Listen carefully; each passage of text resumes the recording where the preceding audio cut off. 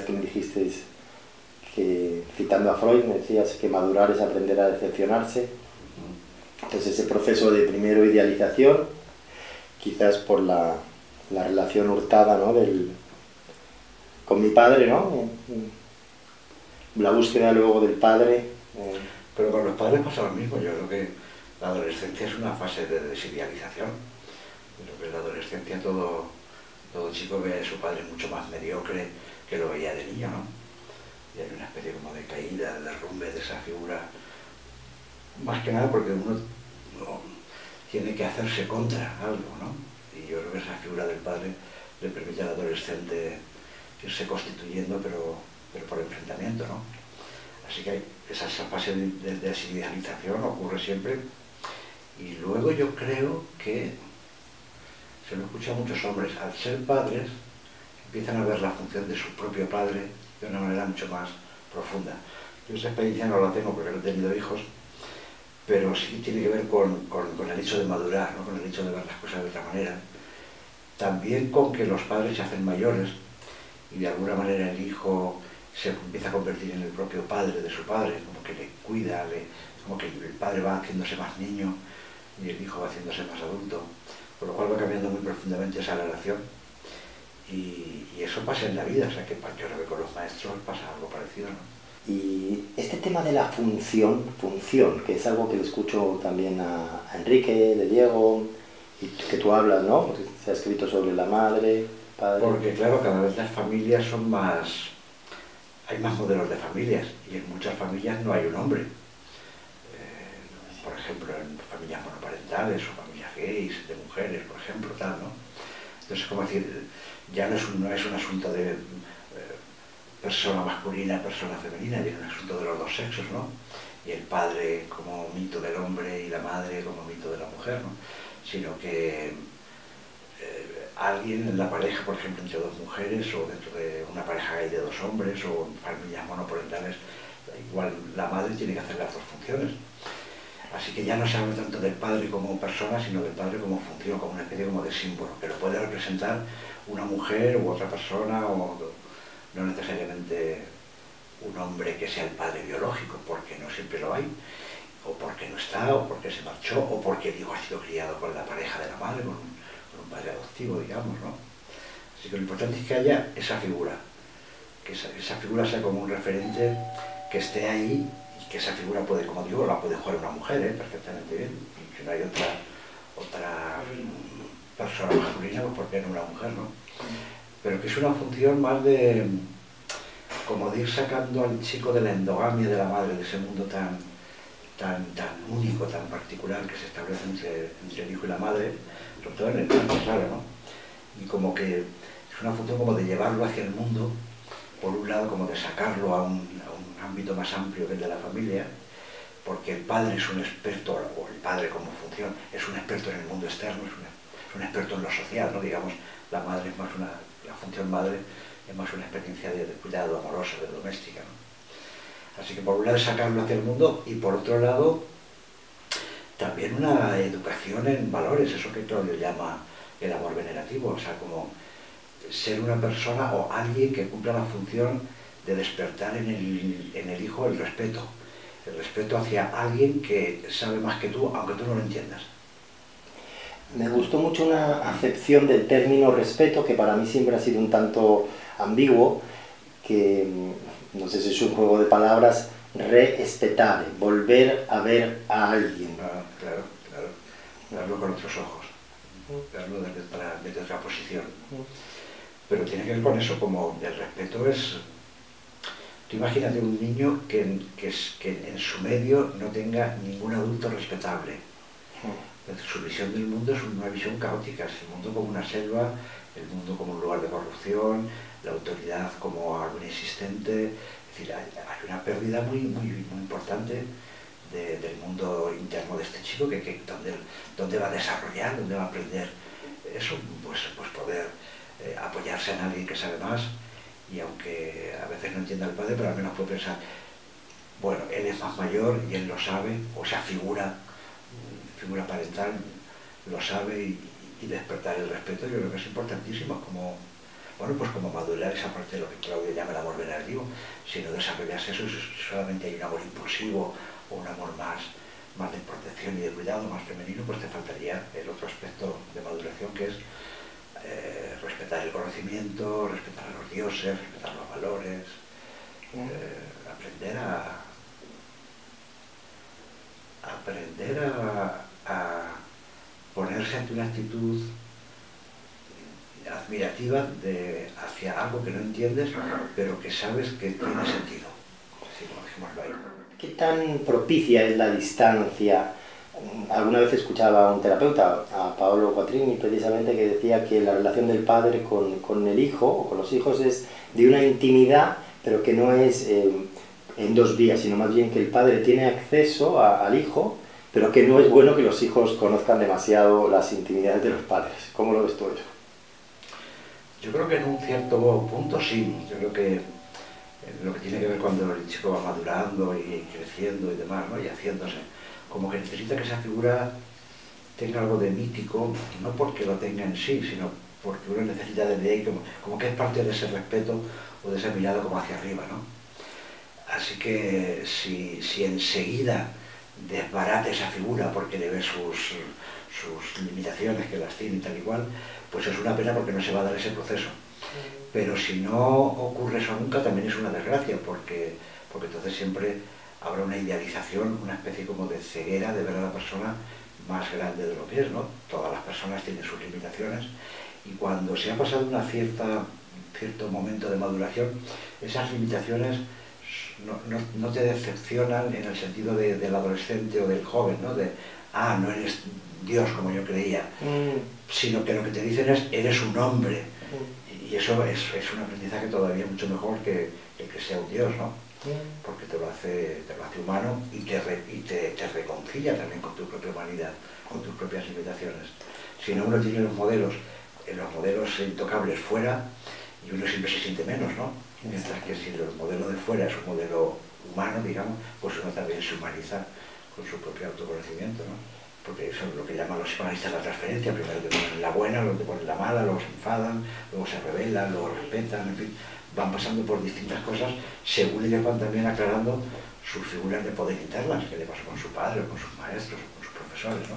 Y ahí el riesgo es que tú te creas, ¿no?, tanto como terapeuta, la transferencia cuando te endiosan, que te digas que pues soy súper guay, o que te creas cuando te demonizan, ¿no? Yo creo que ninguna de las dos es cierta, ni cuando te endiosan ni cuando te demonizan, ¿no?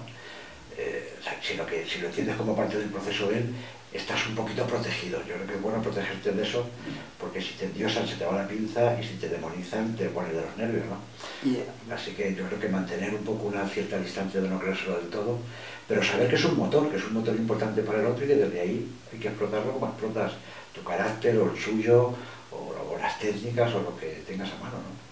A mí me pasa a veces con esto de la Gestalt de que es una terapia de contacto, se ha llamado a veces terapia de contacto, como que siento que el encuadre, ¿no? Pues, quizás por mi propia personalidad, a veces me falta un poco de encuadre, que alguna vez se lo he escuchado a Claudio, a ti también, este tema del equilibrio entre lo apolíneo, ¿no?, la distancia, y lo dionisiaco. Como esta sensación de perspectiva y al mismo tiempo de estar en contacto. ¿Podrías compartir un poco sobre eso? Yo creo que ese equilibrio de las dos partes es un equilibrio también de la experiencia, que se va haciendo con la experiencia. Yo de todas maneras defiendo que la Gestalt es la terapia que más libertad le da al terapeuta para usarse. Y en ese sentido, como implicarse, exponerse, transparentarse. Ninguna otra terapia tiene tanta fe en eso. Siempre hablan más de cuidado, no invadas el terreno del otro, a ver si desde ahí lo estás haciendo por tu necesidad y por tu narcisismo y no por el paciente. Todas avisan como de peligro, como si eso fuera un terreno peligroso, y desde luego es mucho más seguro ser una pantalla, no transmitir prácticamente nada, ¿no? Pero a mí me parece que la aportación de la Gestalt es precisamente la contraria. Es como, bájate al juego humano, bájate a la arena, pelea, sé tú, enséñale al otro que la actitud de ser uno mismo pasa porque la aprenda por ósmosis de ti. Si tú no te permites ser tú, ¿cómo narices ver a otro aprender ese asunto, no? Así que eso te da mucha más libertad de ser, y a mí me parece que es una de las cosas mejores de la Gestalt. Que cuando uno lo está aprendiendo se le vaya la mano, es que es inevitable. Algo que uno está aprendiendo a manejar no lo hace bien de primeras, o sea que claro, que se puede pasar por arriba o por abajo, se puede quedar corto o se puede pasar de largo, pero se va aprendiendo ese juego de cómo estar sin que, pudiendo ser tú mismo, enseñarle al otro a serlo y también dejarle al otro el terreno como para que desde ahí tenga carrete y juegue a ir y venir y poner y quitar, ¿no? Así que como cuando uno va teniendo más experiencia, más edad en esto, yo creo que va encontrando su propio equilibrio. Es como... es un asunto de madurez. Yo creo que es normal que los terapeutas más jóvenes se impliquen más, los terapeutas más maduros se impliquen de otra manera, que parece que es menos, pero que es de otra manera. Y que entre medias, ¿qué ha pasado? Pues lo que ha pasado es que uno ha afinado más su manera de estar. Y siente que a veces estar no hace falta hacer tanto, sino que pasa más por la presencia, por un contagio de actitud, de estar centrado en ti, de estar respetándote el proceso. Y todo eso es una cosa que la va aprendiendo el terapeuta y la va transmitiendo, y cuanto más años lo hacen, las transmite mejor. Hay una investigación, por ejemplo, clásica, donde se estudian distintos enfoques terapéuticos, y está estudiado que los terapeutas más jóvenes se diferencian mucho según las técnicas. Un joven psicoanalista se diferencia mucho de un joven gestaltista o bioenergetista o un sistémico, pero que los terapeutas maduros se parecen mucho entre ellos. ¿Por qué? Porque la técnica ya no tiene tanta importancia, es más la manera de ponerse en la presencia. Así que cuando uno está como persona, la escuela de la que vengas o la filosofía que te sostiene importa mucho menos que ese acto de pura presencia. Alguna vez te he escuchado este asunto de que el carácter, digamos, el carácter pues, narcisista, un poco, que hace terapia porque le gusta, porque se lo pasa bien, y sin embargo le falta como una cierta actitud de servicio, como que me siento un poco identificado, como que me gusta hacer terapia y al mismo tiempo quiero entender un poco más esa parte de estar presente, ¿sí? Como tú dices, de transparencia, y al mismo tiempo que no se convierta en un usar al cliente para, pues, no sé, para hacer el rato. A ver, yo creo que también el narcisismo se toma como un asunto a controlar y como una especie de peligro a evitar. Y para empezar, el narcisismo es inevitable y cada uno tiene el suyo, y para unos es de mucho participar o de hacerlo más para ellos que para el paciente, pero para otros puede ser ponerse en el lugar del conocimiento o ponerse en el lugar de la intangibilidad y como de un lugar muy distante internamente o muy seco, ¿no? Así que mira, hay narcisismo de todos los colores, y yo creo que como eso es inevitable, más vale no hacerle mucho caso, sino utilizar, a ver, yo creo que aquí la única, sobre todo si son terapeutas con menos experiencia, la única seguridad interna es que supervises, como decir, por si acaso yo voy a ser natural, y si me paso, pues ya supervisaré y desde ahí veré por qué estoy haciendo esto y no aquello, o cuánto mío me sale por aquí y no me sale por allí, ¿no? Si yo siempre estoy, yo qué sé, tranquilizando al paciente, y eso lo veo en supervisión, pues puedo ver que hay un narcisismo de ponerme muy de madre, por ejemplo, ¿no? Y igual entonces necesito desde ahí, como además de proteger al paciente, pues también confrontarlo y también por fin, darle un poquito también de mano derecha, no solo mano izquierda, ¿no? Pero eso se aprende con la práctica y con la supervisión. Así que yo diría, reprimir a priori el narcisismo, la transparencia del terapeuta, la naturalidad, por si eso va a confundir al paciente. Si lo reprimes, estás ya también en un lugar un poco incómodo, ¿no? Así que yo creo que lo mejor, y por ahí me parece que la Gestalt da toda esa confianza, o se tiene esa confianza en el proceso, lo mejor es sé tú y luego lo vas viendo. Quizás es una pregunta muy estúpida, sin embargo me surge, ¿de qué se trata la terapia cuando estás siendo tú, estás usándote a ti mismo? ¿Sería como usarte para que el otro aprenda por osmosis? Yo creo que para que aprenda, si eres profesor, claro, te usas para que aprendas, ¿no? La terapia no siempre es didáctica, no tiene por qué ser una enseñanza, aunque también es una educación. Así que en ese sentido la frontera está un poquito difusa. Yo creo que la terapia es básicamente el encuentro encuentro entre alguien que ha hecho más camino y que puede acompañar a otro que ha hecho menos camino. Simplemente eso.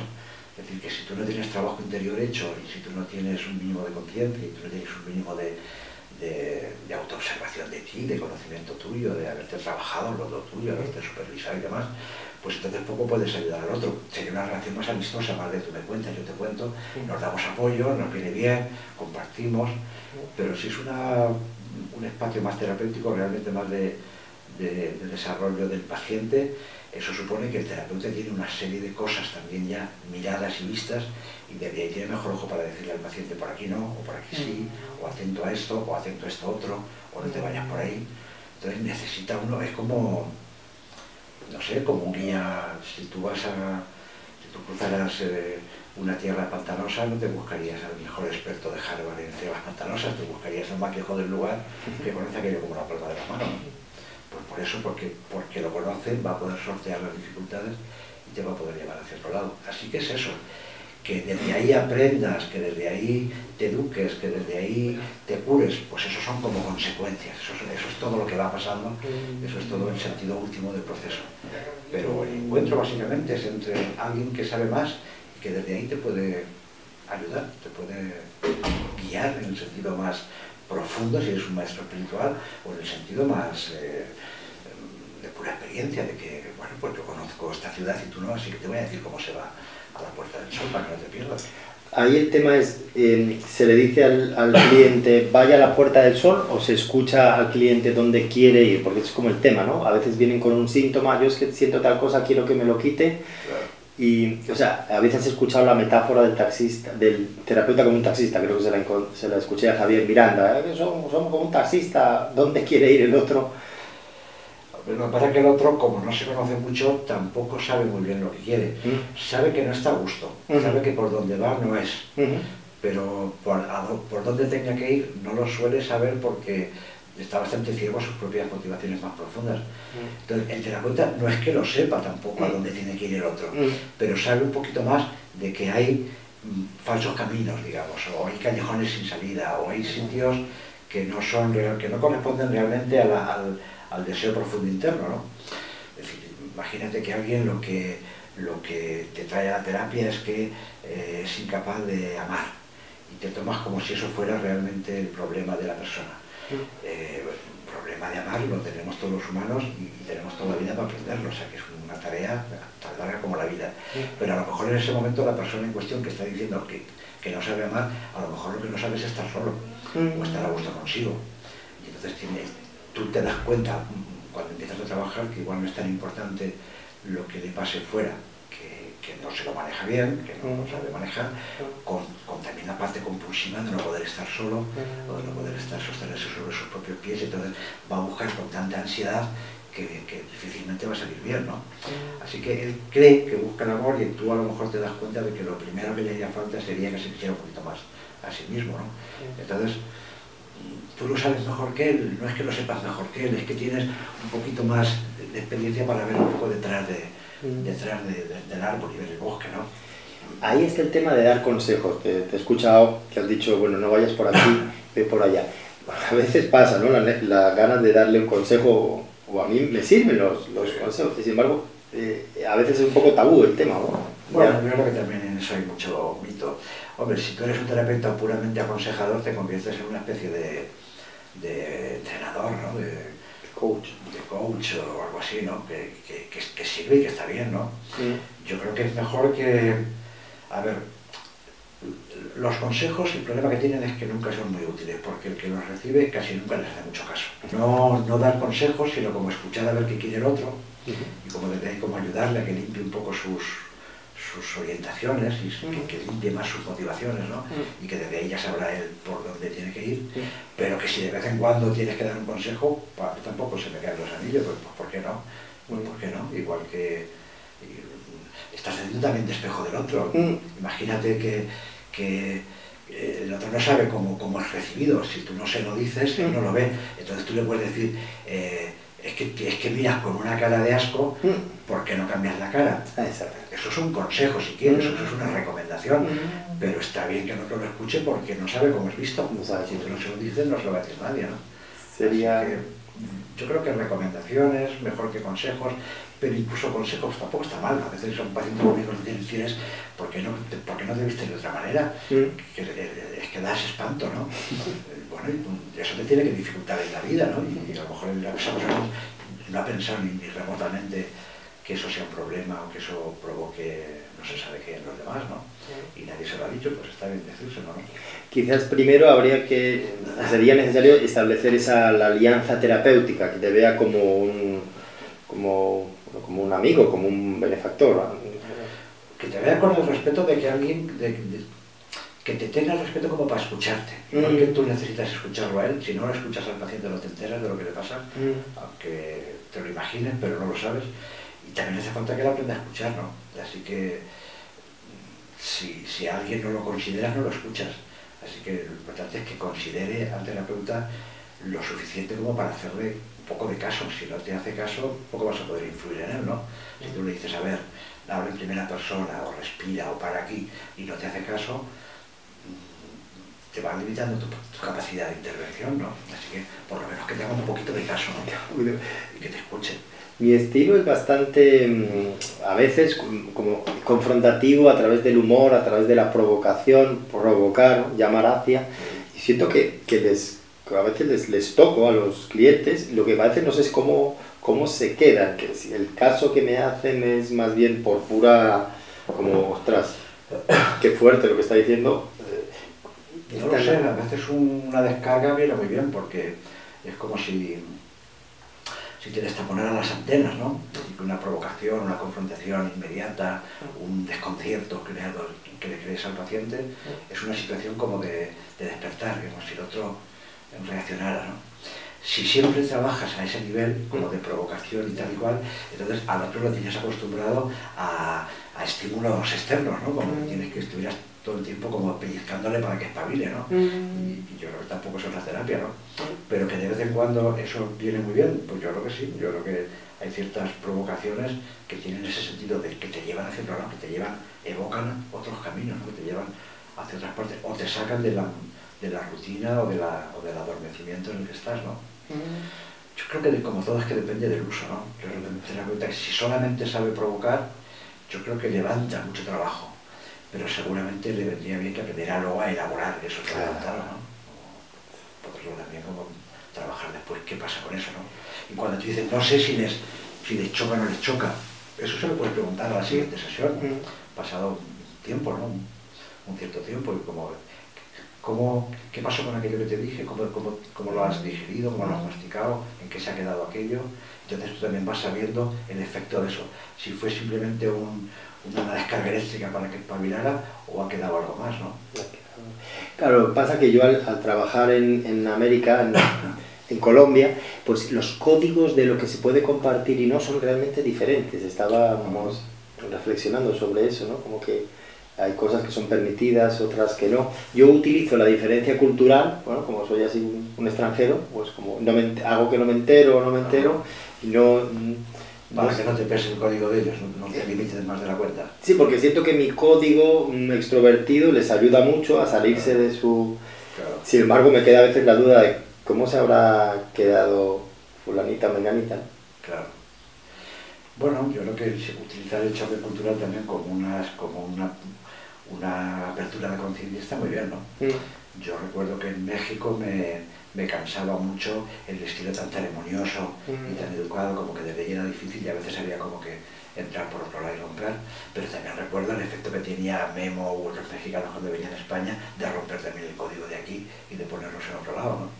Yo creo que las diferencias culturales tienen de bueno eso, la diferencia. Yo creo que si hay diferencia, las cosas entonces se empiezan a aclarar por contraste. Otra cosa de la terapia, el tema de... A veces le escuché a Joan Garriga diciendo que a veces la terapia Gestalt corría el riesgo de convertirse en una terapia conversacional, donde se habla mucho y sin embargo no pasan... Sí, yo creo que sí, que eso es un peligro de todas las terapias introspectivas, que se abandone más el trabajo también de lo sensorial y de lo corporal. Yo creo que si solamente es hablar, está faltando algo. Pero yo creo que el 60% de la terapia Gestalt es conversacional, es como pararse, poner en palabras el proceso interno, Pero claro, para poner en palabras el proceso interno no hace falta estar continuamente hablando, porque las palabras entonces tapan los huecos, ¿no? También hay que dejar vacíos, hay que dejar espacios meditativos, espacios de silencio, espacios de toma de conciencia. Si siempre estás hablando es como el paciente que te viene con la hora entera hablando, que acabas con un dolor de cabeza y que no hay manera de pararle y de que se convierta este encuentro en un encuentro, no en un vómito, ¿no? Claro, a veces pasa como que nos quedamos en las primeras capas, ¿no? La capa de los roles, de los clichés y como la necesidad de atravesar, ¿no? Hasta la capa del impasse, como para realmente que la conversación, el encuentro sea real. Claro, sí, claro. Para que la conversación, el encuentro a ver cómo decirte esto, y la alfabetización, a ver, me explico. Yo creo que la terapia Gestalt lo primero que hace como acto terapéutico es enseñar un código. Y en la medida que el otro lo va aprendiendo, entonces la cosa mejora. ¿Cuál es ese código? Pues muchas cosas, hablar en primera persona, no irse por las ramas, no hablar de generalidades, estar en el presente, en fin, ese tipo de cosas, ¿no? Yo creo que son cosas que generalmente en la vida uno no las practica tanto, porque la sociedad no funciona con ese código, entonces en terapia tienes que educarlo para que ocurra. Cuando eso el paciente lo ha pillado, entonces digamos como que es mucho más fluido, como que entonces se puede ir más allá, ¿no? Pero hay una parte que es como de pura educación, de pura alfabetización. Te voy a enseñar un idioma nuevo y luego ya después de eso nos comunicamos, ¿no? Así que hace falta que haya ese intercambio, digamos, de manera de estar, ¿eh? Que el paciente pues viene con otros. El paciente viene y te hablaría del tiempo, o de los problemas, o de no sé qué, o de lo que se supone que quieres oír, y no hablaría de sí, o no hablaría de sus dificultades, o exageraría sus dificultades. En fin, cada uno va a tener un discurso estereotipado, y tú de alguna manera, todas estas maneras, digamos, gestálticas de estar son una forma de evitar ese estereotipo de que el lenguaje sea más natural, más profundo, más significativo en el aquí y ahora, ¿no? Yo a veces me encuentro con la dificultad en Colombia, pues sobre todo en Bogotá, que es una ciudad pues como la gente aprende a protegerse mucho de lo interno, de como si sintiera que les estoy como pidiendo que compartan sus intimidades en un grupo, y es algo que no están acostumbrados a hacer. Claro. Siento como que hay una cierta, como, no sé decir, como violencia en esa invitación, y al mismo tiempo siento que si no hacen eso no aprovechan el espacio. Ahí es que cada cultura tiene sus dificultades para eso, ¿no? Claro, la Gestalt nació en una época en la California de los 60, donde precisamente era toda una especie de revolución de la comunicación y de la transparencia, digamos, el mito de la transparencia y de la comunicación.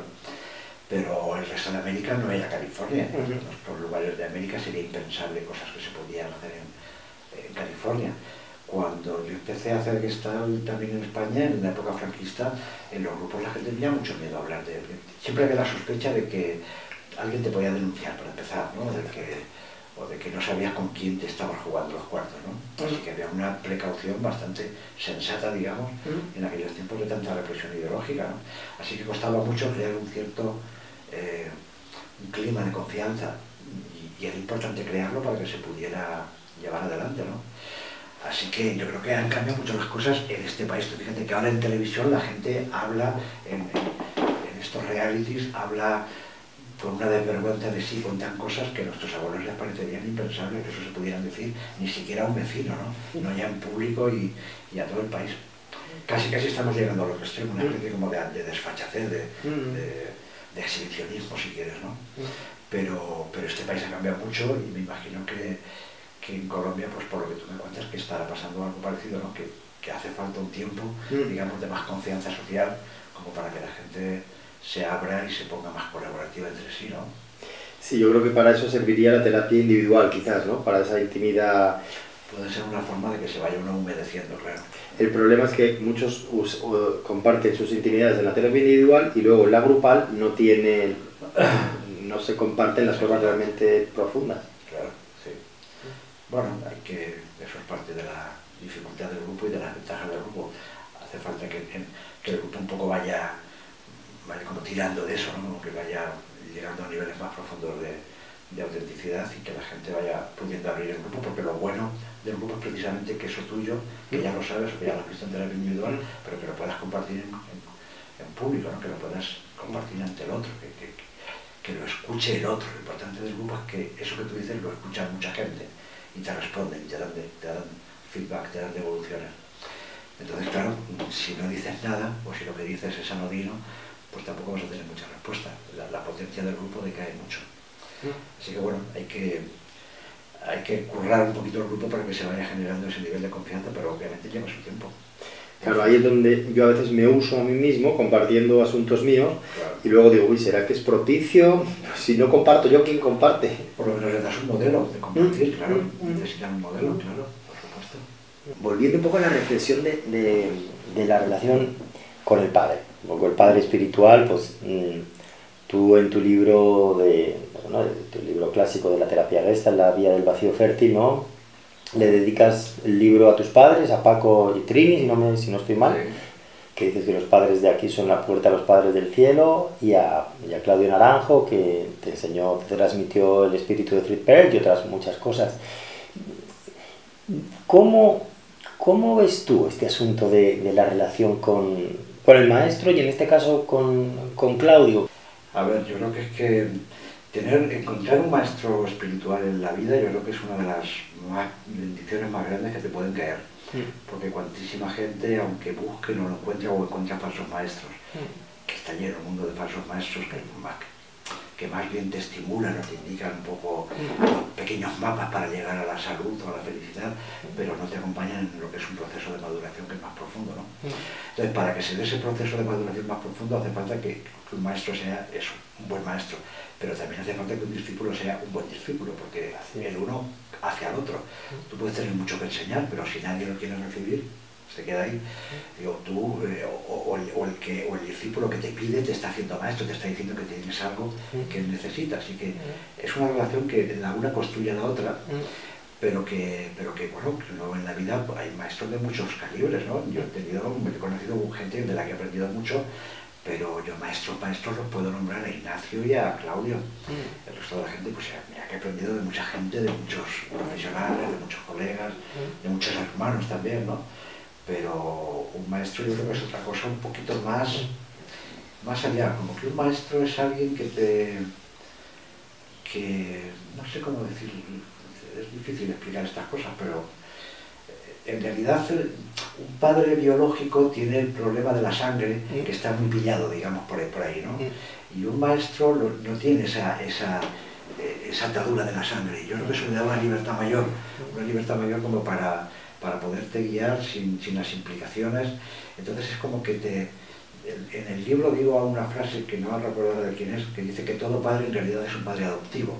Es decir, que para hacer una función educadora uno tiene que ponerse como si no fuera el padre biológico. No lo hago yo porque eres mi hijo y se acabó, o porque me sale de ahí porque para eso soy tu padre, sino que educar tiene que ser separar lo biológico y ir hacia un lado más espiritual, más cultural, ¿no? Así que en realidad todo padre que educa es como si dejara de ser padre biológico y se fuera haciendo padre espiritual. Y luego de eso lo puedes ir volcando en muchas personas, como ha tenido profesores que le han ayudado mucho, o gente que en un momento de la vida uno vio algo allí y puso fe en aquella persona, y aquella persona le dio alguna pauta o alguna guía importantísima, ¿no? Yo creo que todos hemos tenido eso. Y en cualquier caso, dar con un buen maestro no es fácil, pues tampoco hay mucho, ¿no?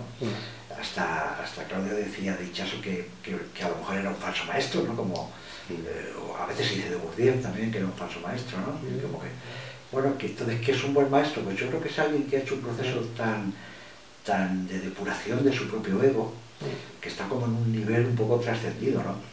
Y eso pues lo consigue gente con mucho trabajo interno, con mucho compromiso interior y con muchos años, digamos, y que también el tiempo aquí importa, ¿no? Así que mucha gente no va a tener la oportunidad de encontrar una figura así en toda su vida.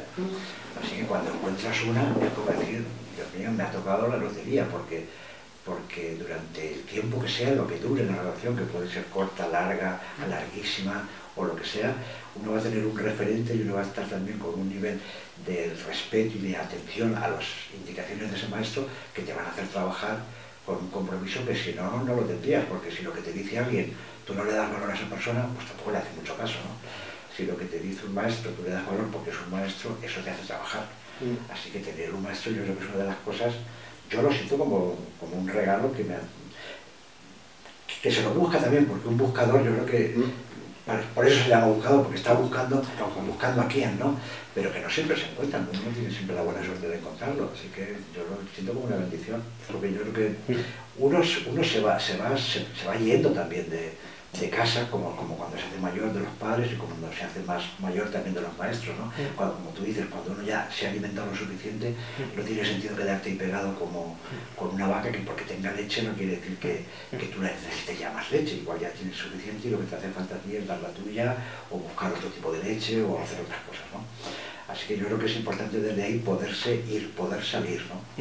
Que a veces uno para irse necesita enfadarse, por ejemplo con los hermanos o por ejemplo con el maestro, tener un pleito, pues hombre, no es la mejor salida, pero es que a veces no hay otra, es como las parejas, no siempre se separan bien, a veces se separan con una bronca y hasta los 5 años no hacen las paces, ¿no? O a los 10 años, o nunca, no se sabe, ¿no? Pero que a veces la única manera de irse es así, ¿no? Yo me acuerdo que Ignacio me dijo a mí, porque yo le decía, yo quiero seguir un poco a tu lado, aunque sea una mañana a la semana, y me dijo, para mí, incluso una mañana a la semana sería bueno porque me aportas, pero no te hace falta, me decía, y si no te vas, te daré yo la patada en el culo. Entonces yo sentí que era como injusto, era como diciendo, pero bueno, ¿por qué no me deja que yo me vaya cuando yo lo necesite? Pues seguramente vio que si era a mi ritmo no me iría nunca o tardaría mucho más de lo necesario, ¿no? Así que aquella patada fue una bendición. Por ahí cito el final de la primera parte del Zaratustra de Nietzsche, que dice eso, ¿no? Como malos discípulos seríais y os quedáis siempre aquí. Exactamente. Como que un poco habla de ese asunto de que uno también tiene que irse. Entonces, irse bien, como con la bendición, en paz, cuando se da, es una maravilla. Pero otras salidas son de otro estilo y ¿qué le vas a hacer? Pues a lo mejor te da la gasolina para irte, porque si eres con un berrinche no te vas. Nunca dejaré de recordar que la primera vez que yo vi a Claude, o de las primeras veces que yo vi a Claude, él me contó cómo fue su ruptura con Fritz. Y también la contaba como diciendo, él me denunció una competencia que yo no sentía, yo no estaba en ella, sin embargo él me la denunció como competencia. Y eso hizo que se retirara, que se separaran un poco y tal, y cuando quiso retomar el contacto, Fritz se murió, o sea que no le dio tiempo, digamos, de volver a tener un segundo encuentro a otro nivel. Sin embargo, después de muchos años, todo lo que Claudio ha rescatado de la Gestalt ha sido un homenaje a Fritz, por activa y por pasiva. Así que, bueno, pues se fue así porque tuvo que irse así, pero hay que ver de qué manera tan grandiosa lo ha recuperado y nos lo ha devuelto a los demás, ¿no? Una vez me dijo un maestro tibetano, yo le decía en esa época, es que me siento como decepcionado, estuve con un maestro mucho tiempo y luego me decepcionó, y me dijo, no confundas la enseñanza con digamos, los defectos personales del maestro, no hagas eso porque eso es un flaco favor que te haces. Y que te invalida todo lo que has aprendido. Y que te invalida. Como si te lo perdieras por el deseo, ¿no? Es una desgracia. Es una desgracia. Todo el mundo que ha conocido a alguien que admiraba mucho, casi siempre se decepciona. Incluso recomiendan, mejor no lo conozcas, al pintor, al actor, al cantante, mejor no les conozcas, tal y cual, ¿no? Porque te va a decepcionar. Yo creo que también es una forma de honrar al maestro, hacer uno el propio camino. Como decir, ahora, es como reconocerse huérfano, como decir, tuve buen padre, pero ahora y hasta que uno no es huérfano no empieza como a generar lo propio, ¿no? Lo suyo, ¿no? Así que yo creo que también hay un proceso de orfandad, o llámalo más a nivel de ello, un proceso de individuación. Uno tiene que ir descubriendo también su propia esencia. Tienes que ser huérfano, pero cuando eres huérfano es entonces cuando te tienes toda la herencia del padre, todo lo que tienes dentro, todo lo que has alimentado, todo lo que has recibido, y entonces es cuando lo puedes poner en acción, ¿no? Así que hay un proceso de eso, de orfandad, para recibir la herencia y para poderla jugar, ¿no? No hace falta obviamente que se muera el maestro para eso, ¿no? Pero digo, pero orfandad en el sentido como de ir saliendo y poniéndose en otro lugar, ¿no? Y entonces es cuando te das cuenta de que tienes una gran herencia porque eres hijo de ese padre o porque eres discípulo de ese maestro, y eso es un compromiso también para que tú lo sigas a partir de ahí transmitiendo o haciendo con ello lo que te toque hacer, ¿no? Lo que sea, ¿no?